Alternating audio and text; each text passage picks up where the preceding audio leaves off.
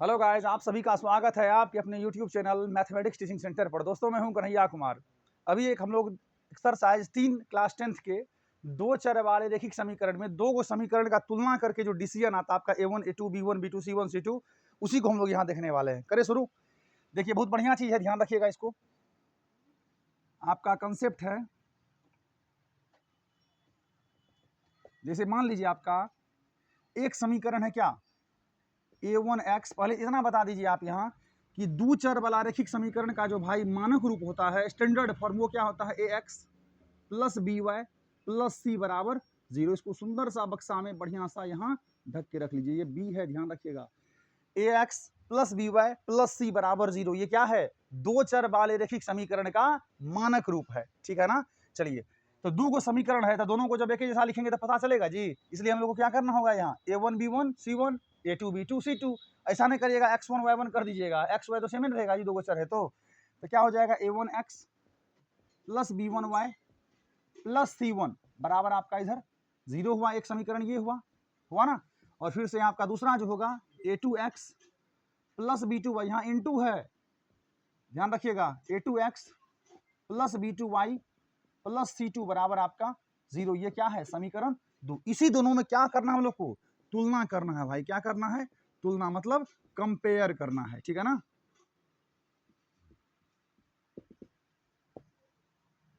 ठीक है, कंपेयर करना है इसमें। देखिए, इसमें क्या होता है आपका, इसमें है आपका A1 B1 C1 और इसमें आपका A2 B2 C2। तो पहले इसमें होता है कंडीशन में कि जब आपका A1 बटे A2 बराबर नहीं रहेगा B1 बटे B2 का मतलब हुआ कि A1 by A2 not equal to B1 by B2।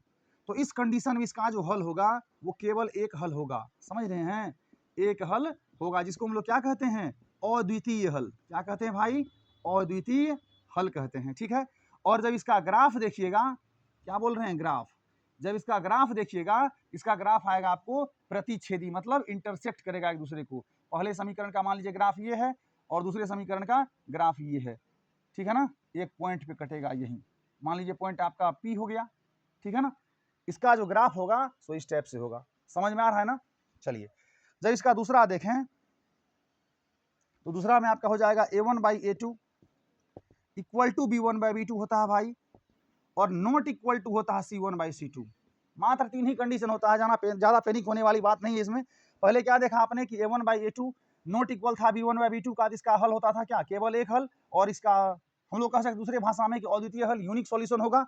और इसका ग्राफ जो हम लोग देखेंगे वो ग्राफ क्या होगा? प्रतिच्छेदी होगा, जिसमें हम लोग बड़ी आसानी से x और y का मान फाइंड आउट कर सकते हैं, ठीक है ना। चलिए, अब दूसरा इसमें होता है कि A1 by A2 equal to है B1 बाई B2, लेकिन not equal to C1 by C2। इस कंडीशन में जो इसका हल होता है दोस्त, वो होता है कोई हल नहीं। कोई हल नहीं, जीरो सॉल्यूशन, कोई हल नहीं होगा। जब भाई कोई हल नहीं होगा, तब जब इसका ग्राफ देखेंगे, इसका ग्राफ हो जाएगा क्या? समांतर होता है ग्राफ। क्या ये क्या है? प्रतिच्छेदी है इसका। पहले वाले में प्रतिच्छेदी, और इसका जो ग्राफ होगा वो क्या होगा जी?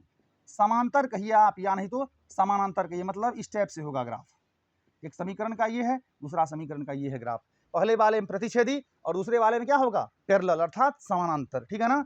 चलिए, तीसरा और लास्ट होता है जिसमें ये आपका जब A1 बाई A2 बराबर होता है B1 बाई B2 का, और यही बराबर होता है दोस्त यहाँ C1 बाई C2 का, तब इसका हल होता है अनेक हल कहिए, या NCERT के प्योर भाषा में कहिए अपरिमित रूप से अनेक हल। दोनों बात एक ही है, यहाँ लिखिएगा, अपरिमित रूप से अनेक हल।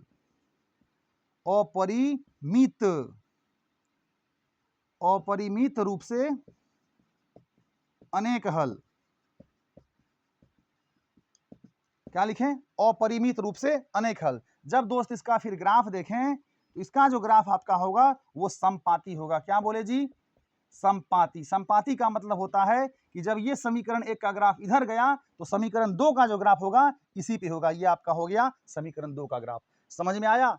3 ही चीज है। क्या सब? आपका A1x plus B1y plus C1 रहेगा बराबर 0, समीकरण 1। और दूसरा समीकरण रहेगा A2x plus B2y plus C2 बराबर 0, ये आपका समीकरण 2 है। जब इसमें आप कंपेयर करिएगा, ठीक है ना, तो आपका हो जाएगा पहला में A1 बाई A2 यदि बराबर नहीं रहेगा b1 बाई b2 का, अर्थात a1 by a2 not equal to b1 by b2, तो इसका हल होगा केवल एक हल, यानी हम लोग इसको कह सकते हैं अद्वितीय हल। इसका जब ग्राफ देखिएगा तब प्रतिच्छेदी होगा, अर्थात एक दूसरे को काटेगा, ठीक है ना। दूसरा जब देखें a1 बाई a2 बराबर होगा b1 बाई b2 का और बराबर नहीं होगा c1 बाई c2 का, यानी a1 by a2 equal to b1 by b2 भाई not equal to c1 by c2, इसका जो हल होगा वो कोई हल होगा ही नहीं। समझ रहे हैं ना। जब इसका ग्राफ देखिएगा तो ग्राफ आपका समानांतर होगा, अर्थात पैरेलल होगा, ठीक है ना। चलिए तीसरा a1 by a2 equal to b1 by b2 equal to c1 by c2, इसका जो आपका हल होगा वो होगा अपरिमित रूप से अनेक हल, बहुत ज्यादा सॉल्यूशन होगा, ऐसा नहीं 1 2 3 4 5 और पूरा अनफिनाइट होगा, ठीक है ना। अपरिमित रूप से अनेक हल होगा। इसका जब ग्राफ देखिएगा उसका ग्राफ होगा समपाती, मतलब एक ही लाइन से दूसरा लाइन ही पास होगा। जब समीकरण 1 का ग्राफ इस पे होके जाएगा तो समीकरण 2 का भी ग्राफ इसी से होके गया रहेगा, ठीक है ना। समझ में आया? थैंक यू दोस्त।